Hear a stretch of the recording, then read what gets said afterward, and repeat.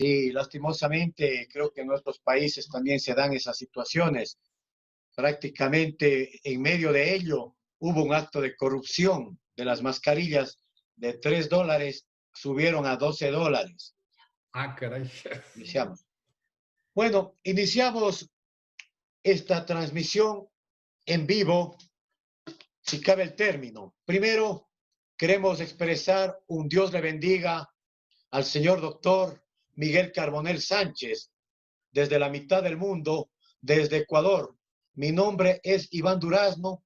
El Ecuador, prácticamente usted tiene las facultades de Derecho, en los colegiados de abogados, en el foro penal, a muchos de sus discípulos. Maestro, bienvenido, muy buenas noches desde Ecuador. Es un gusto saludarlos. Antes que nada, permítame mandar un saludo muy cordial a toda la comunidad jurídica del Ecuador. Es un país con el que me siento muy vinculado, muy unido.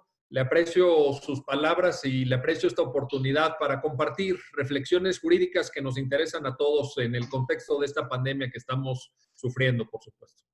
Correcto, permítame presentarle, mi querido maestro, porque los estudiantes, los abogados le conocemos, pero hay muchos seguidores en las redes sociales que quisiera que sepan quién es usted.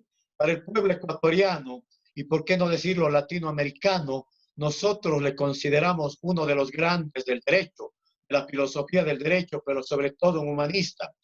Es licenciado en la Universidad de UNAM de México, doctor en la Universidad Complutense de Madrid, España, dirige el consorcio Carbonell, además de gran investigador y sobre todo un humanista. Ha recibido grandes premios en México, en Latinoamérica. Sus obras han sido traducidas a varios idiomas, más allá de 5, 6, 7 idiomas, 1.200, 1.400 conferencias y cursos a nivel internacional en España, en Ecuador, Uruguay, Chile, Brasil y diferentes otros países. Ha dictado sus cursos, sus conferencias y más allá de 1.200 artículos. Nada más y nada menos que esa grandeza de un filósofo, de un humanista del derecho, pero sobre todo yo conozco que usted es un gran ser humano. ¿Qué es lo que hace falta en el mundo?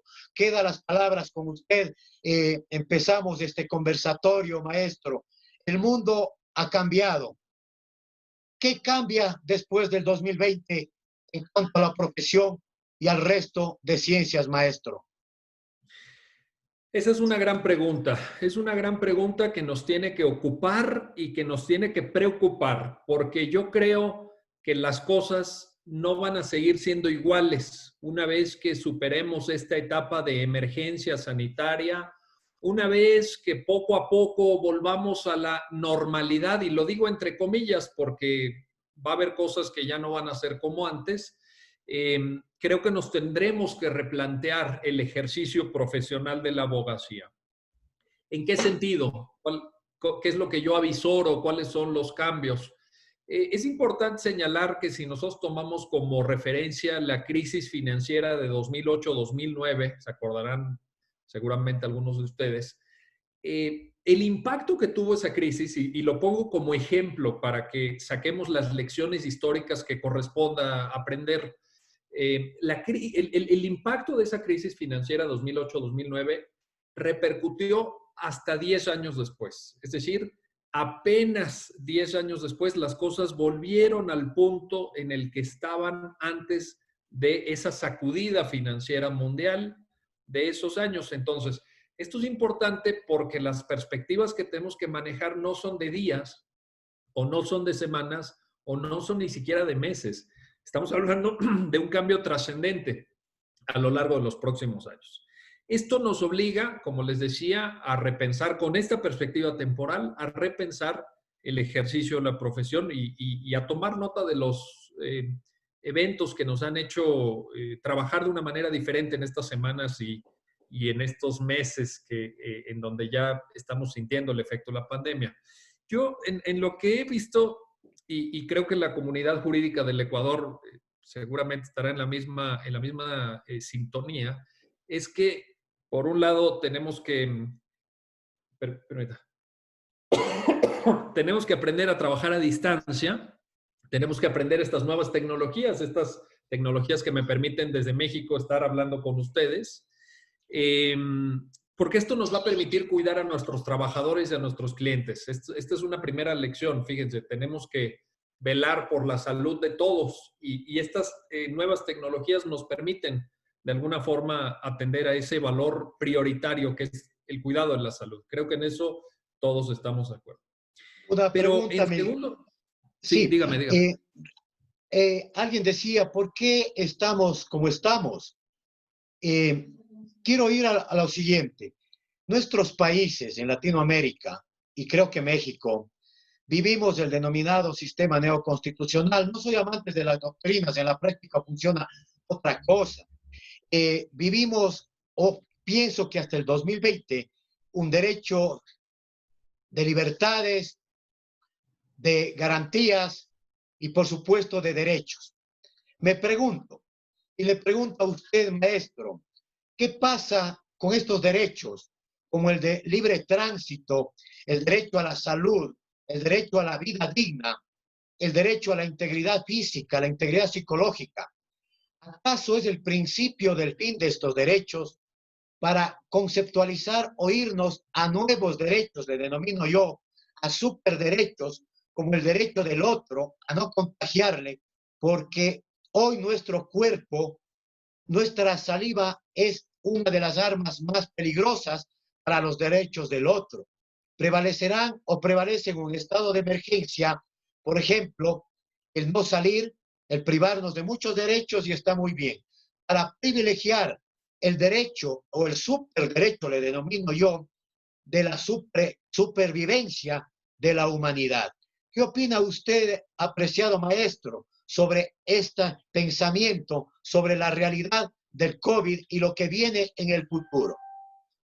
Sí, esa es una gran pregunta, es una pregunta importantísima y le aprecio mucho que la formuló con gran precisión y con mucha inteligencia y profundidad. La verdad es que no tengo todas las respuestas sobre este tema. Si usted me dice, ¿todos esos derechos van a desaparecer? Yo creo que no, pero creo que tendrán que ser reinterpretados, que tendremos que reaprender el significado del derecho a la salud. Estaba leyendo hoy en la mañana un artículo en el Washington Post, en este famoso periódico norteamericano, que explicaba la diferencia de resultados entre aquellos países que tenían buenos sistemas de salud antes de que llegara la epidemia, es decir, que tenían muy buena red hospitalaria, que tenían buenos doctores, desde luego capacitados, entrenados, que tenían buen equipamiento en esa red hospitalaria. El resultado de la pandemia es muy inferior al resultado en términos de muertes de seres humanos en aquellos otros países, como muchos de los nuestros en América Latina, donde no nos habíamos preparado. Habíamos dejado de invertir en nuestros hospitales, habíamos dejado de invertir en buenos sueldos, buenos salarios para nuestros médicos, para el personal de enfermería. Los equipamientos en los hospitales públicos eran ridículos verdaderamente para hacer frente a una eventualidad como la que estamos padeciendo.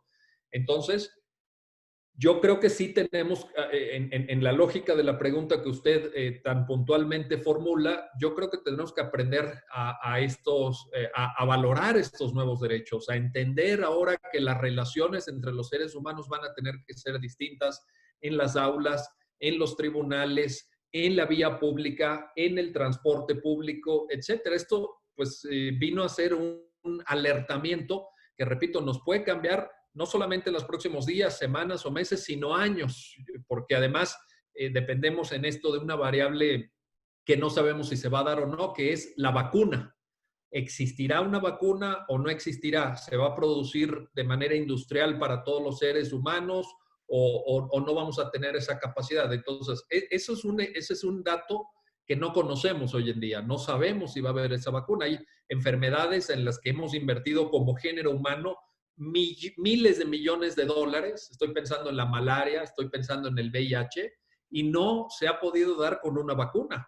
Entonces, no sabemos si para el coronavirus habrá o no una vacuna, cuándo llegará la vacuna, cuándo se va a poder producir industrialmente y cuándo se va a poder distribuir a nivel mundial. Entonces, estos derechos que usted menciona, creo que tienen que ser reinterpretados. Ahora, es importante aquí hacer una diferencia que nos ha venido ocupando a varios de nosotros y que generará muchas reflexiones en América Latina, que es el estado de excepción. Es decir, hay países que han declarado formalmente una suspensión de derechos, digamos una suspensión de garantías, etcétera, mediante estados de alerta, de alarma, de excepción, como se denomina en cada ordenamiento jurídico. Y hay otros países en donde no. En México no tenemos declarada formalmente la suspensión de derechos, sino que se ha articulado a través de decretos de las autoridades sanitarias que han obligado a los negocios a cerrar, a las escuelas a cerrar, etcétera. Entonces, yo creo que aquí hay una diferencia importante que a los dos nos tiene que interesar. ¿Hay estado de excepción o no hay estado de excepción? ¿Qué alcance debe tener el estado de excepción? Incluso cómo se controla, porque el hecho de que se suspendan el ejercicio de algunos derechos humanos, como el derecho a la movilidad, libertad de tránsito, libertad de comercio, etcétera, no implica que las decisiones que vayan tomando las autoridades no puedan ser sujetas a un control judicial. Entonces, creo que también en eso, en lo inmediato, tenemos una reflexión que hacer importante. Precisamente sobre esas reflexiones, apreciado maestro, en nuestro país no tenemos una ley de víctimas. Hoy todos somos victimarios y somos víctimas. Por ejemplo, cuando alguien fallece por el coronavirus, el derecho, me pregunto, a que nos entreguen el cuerpo o a la cremación. Hay una ley de víctimas en México muy interesante, muy importante. Acá en nuestro país, inclusive no aparecen los cuerpos. Ese derecho a despedirse el moribundo, a la muerte digna. ¿Qué pasaría o qué pasa en el derecho con eso, apreciado maestro? Aparte de que nos lleva en el futuro a una nueva filosofía, a ver cómo las religiones cambien el concepto de la vida, de la muerte.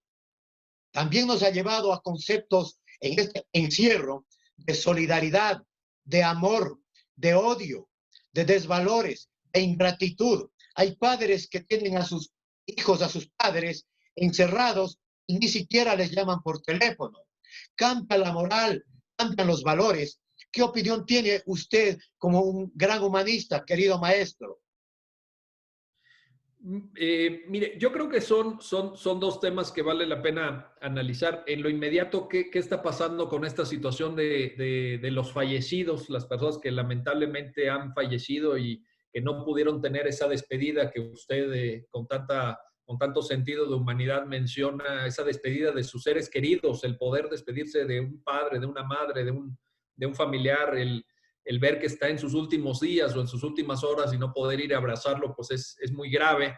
Y en este sentido, las autoridades sanitarias son las que están dando las indicaciones, dado que en esta situación del coronavirus estamos ante un fenómeno biológico que se transmite con gran velocidad. Creo que eso es lo que ha determinado la actuación de muchas autoridades sanitarias en el mundo, esta capacidad de infección tremenda del coronavirus, que incluso se puede transmitir a través de los cadáveres. Por eso están pues limitando mucho las ceremonias religiosas para despedir a un fallecido, cuántas personas pueden acudir o si se tienen que cremar los cuerpos y en qué condiciones, en fin.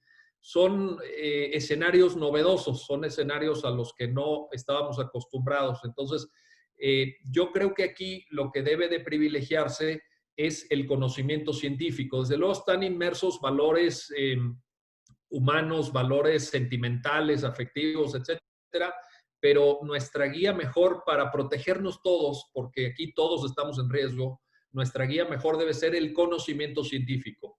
Las autoridades sanitarias que están viendo sobre el terreno, que están teniendo el contacto directo con la enfermedad, con las personas que están en los hospitales, nos deben de orientar, nos deben de guiar sobre bases de conocimiento científico. Y esto es a lo que creo que se le tiene que dar prioridad, por una parte. Por otro lado, la segunda cuestión que usted formula, creo que de manera muy, muy atinada, esta cuestión de los valores, sí, estamos en una especie de cuarentena mundial, ¿no?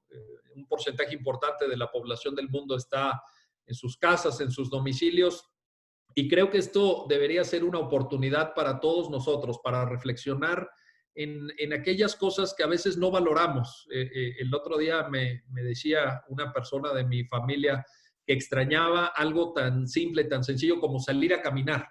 No para ir a trabajar o para ir al supermercado a abastecerse de víveres, sino el simple, natural, cotidiano hecho de dar una caminata es verdaderamente algo que añoramos, que debemos de valorar más. Y a veces no nos damos cuenta en nuestro día a día. Estamos distraídos con miles de cosas que nos ocupan, que requieren nuestra atención, nuestro tiempo, nuestro pensamiento. Y yo creo que es momento de volver a esas cuestiones sencillas, a esas cuestiones simples, pero importantes de la vida. El poder comunicarnos con nuestros seres queridos. Usted mencionaba esta comunicación con nuestros padres, con nuestros abuelos, una llamada por teléfono, una videollamada, incluso es un alivio, es algo que nos reconecta con nuestra humanidad, el núcleo familiar. Y eso es algo que no debemos dejar pasar, es una oportunidad para todos nosotros. Yo creo que el género humano tiene que aprender de esta pandemia, tiene que sacar lecciones importantes. No deseo, sinceramente se lo digo, no deseo que el día después de esta epidemia volvamos a ser los mismos que antes. No puede ser. ¿Qué vamos a haber aprendido? Tenemos que aprender algo como humanidad. Y en esto, y por eso esta conversación con usted a mí me interesa mucho y espero que sirva, y en esto el derecho tiene mucho que aportar, tiene mucho que decir. También los abogados tenemos que reaprender a trabajar de otra manera, a fijarnos en otros valores, a extender los grandes, las grandes ventajas que tiene vivir en un Estado de derecho, en donde se cumpla la ley, en donde se respeten los derechos humanos, en donde vivamos un régimen de libertades que haga que nuestras vidas tengan sentido y tengan significado y sean plenas. Creo que aquí el gremio profesional de los abogados tenemos una gran responsabilidad desde mi punto de vista. Hay una frase, no recuerdo de quién, que decía sobre su cuerpo y sobre su espíritu, el Estado no debe llegar. No recuerdo bien, pero... Es John Stuart Mill, es el ensayo sobre la libertad de John Stuart Mill. Exacto. Pero esa frase nos lleva a que el Estado, en estos momentos de crisis mundial, humanitaria, ¿hacia dónde va? ¿Hacia dónde va en cuanto a los principios jurídicos, en cuanto a la ley, en cuanto a las directrices? Usted conoce, y yo he seguido sus cursos, sus seminarios sobre esa triada. Si prevalece la ley, prevalecen los principios o prevalecen las directrices que hoy se han convertido en órdenes, en directrices de autoridades. ¿Cuál prevalece y por qué, maestro? Bueno, esa es una gran discusión, es una cuestión muy profunda de teoría jurídica. Como ustedes en el Ecuador saben, porque además ha habido mucha influencia de este tipo de pensamientos que viene de la doctrina alemana, me refiero a la teoría de los principios de Robert Alexy, antes los propios planteamientos de Ronald Dworkin en el ámbito de la filosofía del derecho anglosajona sobre los principios. Yo creo que estamos en un modelo de Estado constitucional de derecho que necesariamente nos orienta a trabajar sobre la base de los principios jurídicos. Ustedes tienen una constitución en el Ecuador, la Constitución de Montecristi del 2008, que está plagada de principios. Son más de 400 artículos, he tenido oportunidad de leerla, creo que es una constitución que tiene cosas muy buenas, creo que tiene cosas incluso de vanguardia para América Latina. Son ustedes un ejemplo a seguir en algunos temas constitucionales. En el texto, por lo menos, quiero decir, el texto es bueno. A mí me parece que es un buen texto, el de 2008 que ustedes tienen vigente. Y si ustedes, como seguramente ya lo han hecho y lo conocen perfectamente, revisan esa constitución del 2008, es una constitución principalista. Es una constitución llena de principios. Por eso, en varias sentencias de la Corte Constitucional del Ecuador, y usted lo mencionaba hace unos minutos, se apela o se intenta construir una teoría neoconstitucionalista, que es donde está inserta justamente la teoría de los principios de Ronald Dworkin, de Robert Alexy, y las aportaciones en el ámbito de América Latina, por ejemplo, de Carlos Santiago Nino, este autor argentino tan importante. Entonces, esa es una realidad. Quiero decir, la Constitución de Montecristi del 2008 está vigente en el Ecuador. Es algo que ustedes tienen que construir, o sea, que tienen que operar en la práctica, que tienen que utilizar en sus litigios, en la cotidianidad del quehacer de las autoridades, de los ciudadanos, etcétera. Y esto creo que obliga a los juristas a estar preparados en las técnicas interpretativas y en las técnicas de argumentación. Por ejemplo, un autor tan significativo como Manuel Atienza, catedrático de la Universidad de Alicante en España, ha hablado de un renacimiento de la argumentación jurídica. Y esto es algo muy, muy atinado que dice Manuel Atienza. ¿Por qué? Porque en un Estado constitucional de derecho articulado a través de los principios jurídicos que vienen desde la Constitución, pero que van bajando al resto del ordenamiento en materia penal, laboral, civil, de medioambiental, administrativa, etcétera, se requieren nuevas pautas de argumentación. Es decir, ya no podemos seguir argumentando como si estuviéramos en el Estado legislativo de derecho, aquel Estado decimonónico, aquel Estado basado no en principios, sino en reglas. Entonces, por eso también, y claro, esto no tiene necesariamente que ver con la pandemia, esto es algo que ya venía construyéndose en las últimas décadas, quizá, o en los últimos años, pero sí es un reto para los abogados. Yo creo que los abogados tenemos que reaprender la argumentación jurídica, tenemos que desarrollar nuevas técnicas de hermenéutica jurídica también, y porque eso nos va a permitir, por cierto, y lo enlazo con su pregunta anterior, darle un contenido y una efectividad a los derechos, a la salud, a la movilidad humana, la libertad de comercio, la libertad de expresión, etcétera. Estos derechos requieren una argumentación jurídica basada en la teoría de los principios. No lo veo de ninguna otra manera. No concibo otra posibilidad fuera de el trabajo alrededor de los derechos humanos con base en la teoría de los principios. Precisamente vamos hacia allá. ¿Por qué le hacía esa pregunta? Porque nuestra Constitución, obviamente, en materia de derechos, libertades y garantías, es supraconstitucional y privilegia los instrumentos internacionales de protección a los derechos humanos. Personalmente llevé el caso de la niña con SIDA en Ecuador. 13 años de lucha por eso, 13 años de lucha. Ahí estaba el derecho a la salud. Voy más allá. En esta época de la pandemia, ¿y hacia dónde vamos con los grupos vulnerables? Adultos mayores, mujeres embarazadas, niños. Fundamentalmente, esta época en la que los presos, llamados privados de la libertad, están queriendo obtener su libertad. ¿Cuál es su opinión? Vienen nuevas medidas de seguridad, nuevas medidas alternativas a la prisión preventiva, como tips, por ejemplo, me invento, o algunos grilletes, manuales, o ¿cuál es la salida de acuerdo a usted, maestro? Bueno, yo creo que sí. Yo he venido intentando transmitir la idea de que en todas aquellas áreas, en todos aquellos ámbitos del derecho en donde podamos desarrollar herramientas tecnológicas que permitan una mejor administración de justicia, lo tenemos que hacer y tenemos que trabajar decididamente en esa dirección. Usted menciona el tema muy importante de las medidas cautelares en materia penal, esta idea del sobreuso que en América Latina tenemos de la prisión preventiva, que también en México nos ha preocupado mucho. Yo he abogado por una racionalización de las medidas cautelares. No podemos ceder como profesionales del derecho a esta pulsión vengativa de una parte de la sociedad que exige que cada proceso penal se lleve a cabo con la persona imputada en la cárcel. Esta idea de la venganza inmediata, de la necesidad de ver a la persona tras las rejas, Creo que es una idea premoderna y es una idea que no tiene base constitucional ni es compatible con los derechos humanos en términos de los estándares que ha fijado la Corte Interamericana de Derechos Humanos en el tema.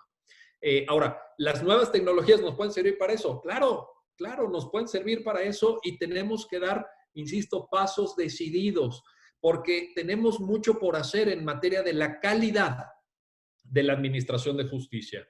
Tenemos que construir, usando, y repito, las nuevas tecnologías, una administración de justicia que sea mucho más ágil. No puede ser que haya, pero mire, usted lo acaba de decir, 13 años en un litigio. Esto es increíble. Es increíble. En cualquier otro ámbito, en un ámbito industrial, en un ámbito comercial, en un ámbito tecnológico, si usted dice la solución a este problema se las voy a dar en 13 años, bueno, en ese momento las personas dejan de escucharlo y se van a buscar a otro profesional que los asesore. Y sin embargo, en la justicia nos estamos acostumbrando a estos litigios que duran 3, 4, 5 o, como usted muy bien señala, hasta 13 años. Esto es inconcebible. Entonces necesitamos más agilidad. Pero también necesitamos, y es muy importante, necesitamos ampliar a cabalidad el acceso a la justicia. Hoy en el mundo hay más personas que tienen un teléfono celular, un teléfono móvil, que acceso a los tribunales. No tiene sentido. No hay ninguna justificación para eso. Necesitamos permitir que todas las personas que están enfrentando una posible violación de sus derechos, que tienen un problema de trascendencia jurídica, puedan acudir a ese instrumento de la racionalidad humana que son los tribunales, que es la justicia. Es lo que los seres humanos hemos inventado, digámoslo así, para arreglar de manera pacífica nuestras diferencias, nuestros conflictos. Entonces, ahí hay una segunda cuestión. Nuestra administración de justicia tiene que ser más ágil, tiene que ser más rápida, tiene que ser más veloz. Y en segundo lugar, tiene que abrirse a un mayor número de personas para que todos tengan acceso a la justicia. En las dos cosas, en estos dos temas que estoy mencionando, la tecnología nos puede ayudar. Pensemos, le voy a poner un ejemplo sencillo, un ejemplo hasta obvio, pero ¿por qué no permitir notificaciones judiciales a través de WhatsApp? Algo tan sencillo como el WhatsApp que usamos cotidianamente en tantos temas. ¿Por qué no permitir que el juzgado tenga nuestro número de WhatsApp y en vez de ir a ver la resolución y a pedir una copia certificada, que nos envíen una notificación y que tenga efectos jurídicos plenos esa notificación a través del WhatsApp? Las propias audiencias telemáticas, audiencias a distancia, audiencias en línea, fíjense. Esta semana me escribe un amigo que es juzgador aquí en México, en un estado en el norte de la República. Me escribe un mensaje a través de Facebook y me dice que está muy preocupado y que él y su personal del juzgado no quieren regresar a trabajar porque él trabaja en una jurisdicción en materia familiar. El juzgado está lleno de personas todos los días. Hay cientos de personas que transitan por el juzgado porque tienen audiencias, porque están revisando expedientes, etcétera. Y él tiene miedo, es algo natural, es algo humano. Está preocupado por su salud, por la salud de su familia, por la salud de sus trabajadores, de las familias de sus trabajadores. Él no quiere regresar. ¿Qué le podemos decir a este juez? No deberíamos pensar ya en lo inmediato, enseguida, en una solución tecnológica. ¿Qué vamos a hacer en esas audiencias? Fíjese, por ejemplo, en materia de derecho familiar, hay veces que a esas audiencias tienen que acudir menores de edad. Los estamos arriesgando también. A ese menor de edad, a ese niño de 4, de 6, de 8 años, no le puedes decir, mantén la sana distancia, no te acerques aquí, no toques aquello. Son niños. No entienden muchas cosas. Entonces, ¿qué pasaría si invertimos en tecnología, si invertimos en soluciones como esta que les estoy mencionando, notificaciones por WhatsApp, audiencias telemáticas a distancia, que los propios jueces pues trabajen en la medida de lo posible desde sus casas, dicten todas las sentencias que tienen atrasadas, que seguramente en el Ecuador serán pues unos cuantos miles, como aquí en México, que son centenares de miles, pues que vayan trabajando en eso, en lo que nos adentramos en una perspectiva de solución sanitaria al problema que estamos enfrentando. Una situación en la profesión de abogado. La gente paga por la experiencia manifestaba usted en una de sus conferencias. Obviamente hay que repensar la profesión, hay que ir a nuevas tecnologías, pero también usted en algún curso le tuve el honor de escuchar cuando dice la maquinaria paralegal, nuevas profesiones. ¿Podría aclararnos y darnos luces en la profesión, maestro? Sí, ahí, esta idea que usted comenta la he expuesto en varias conferencias y no es una idea innovadora, no puedo presentarla como si fuera una idea mía porque no lo es. En realidad es un poco la observación de lo que he tenido oportunidad de aprender trabajando con algunos despachos norteamericanos en algunas ocasiones, en varias ocasiones me han contratado mis servicios para algún tema binacional entre México y Estados Unidos. Hay mucha conflictividad, como usted se podrá imaginar, derivado del flujo comercial permanente que tenemos entre los dos países. Y he observado con mucha atención cómo trabajan los despachos norteamericanos y trabajan de una manera distinta a la nuestra.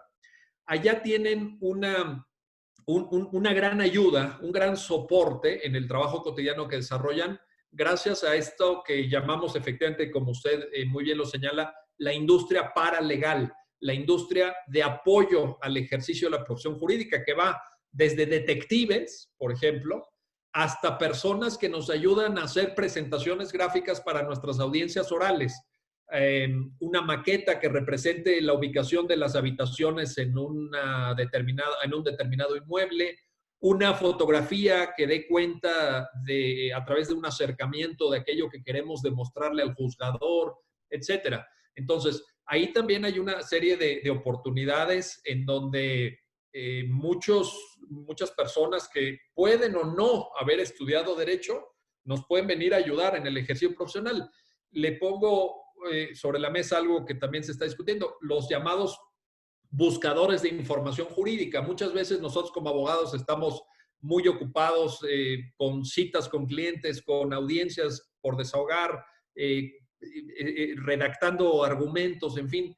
Y necesitamos gente que se especialice en buscar en las bases de datos el precedente que puede fundamentar nuestro recurso, la normatividad aplicable en materia administrativa para procesar recursos sólidos, residuos sólidos, en fin, podríamos poner miles de ejemplos. Entonces, esas personas se especializan en eso, en buscar información jurídica y en apoyar, en soportar el trabajo que nosotros como abogados hacemos cotidianamente. Es algo que también hay que desarrollar en nuestras escuelas de derecho. Por último, querido maestro, vamos aparentemente al nuevo orden mundial, en lo económico, en lo religioso, en lo filosófico. ¿Quién decide quién vive?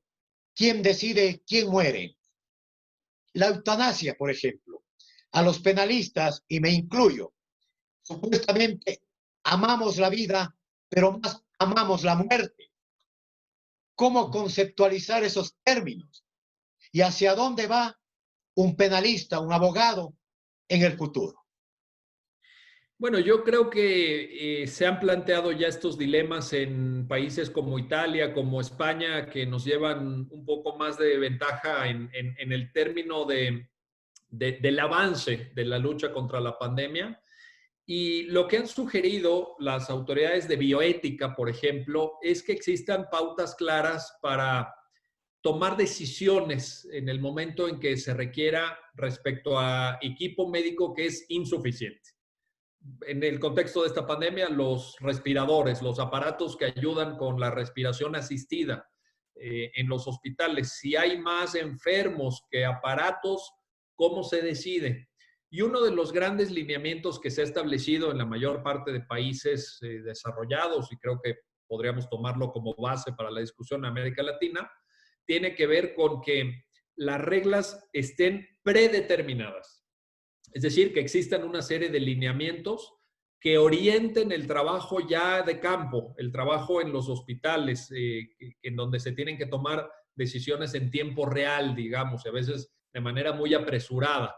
Entonces, con esta finalidad, con este objetivo, se han desarrollado guías bioéticas que ayudan a tomar esas decisiones. Son decisiones polémicas, eso sí. Y aquí en México ha habido una gran discusión, en el Ecuador me imagino que también, porque tienen que ver con lo que usted plantea, tienen que ver con quién vive y quién muere. Esa decisión nunca va a ser fácil, esa decisión nunca va a estar exenta de polémica.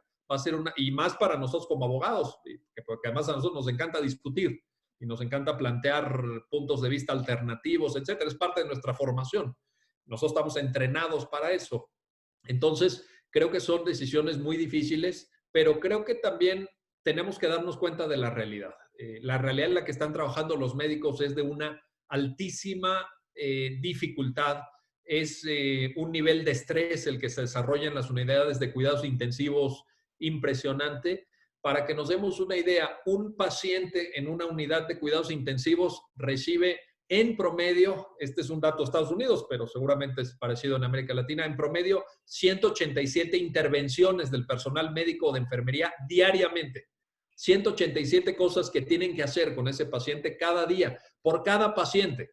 Entonces, el nivel de exigencia en las unidades de cuidados intensivos es muy alta y en esa medida tenemos que proporcionarles todo el apoyo y todos los recursos para que puedan hacer su trabajo. Repito, no podemos evadir la polémica, no podemos evadir que esto es una decisión muy dura en términos de seres humanos, de vidas, etcétera, pero tampoco creo que sería razonable que nosotros como abogados evadiéramos la realidad de que habrá más enfermos que aparatos disponibles.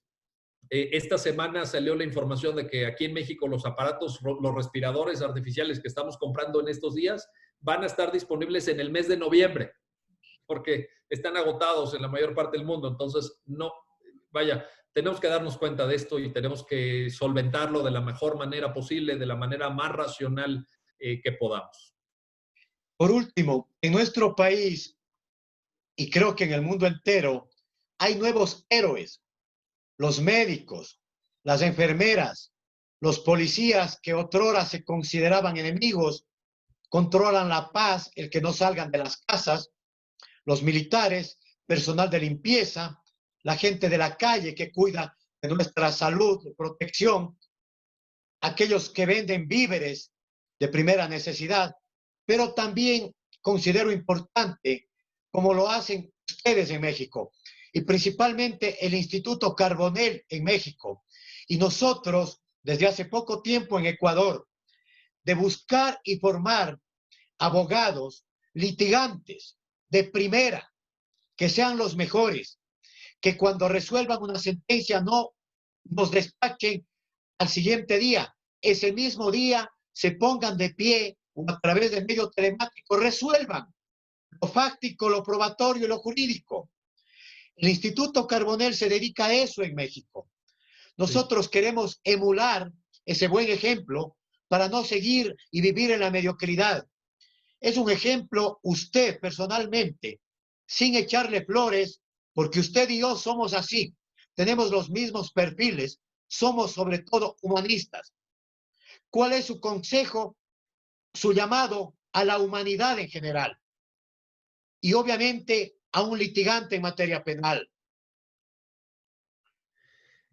Bueno, la verdad es que lo primero que tenemos que hacer en este llamado a la humanidad es darnos cuenta del momento tan difícil por el que estamos atravesando. Hay personas que de manera inconsciente, exponiendo al resto de congéneres a un riesgo, siguen saliendo a la calle, no toman precauciones.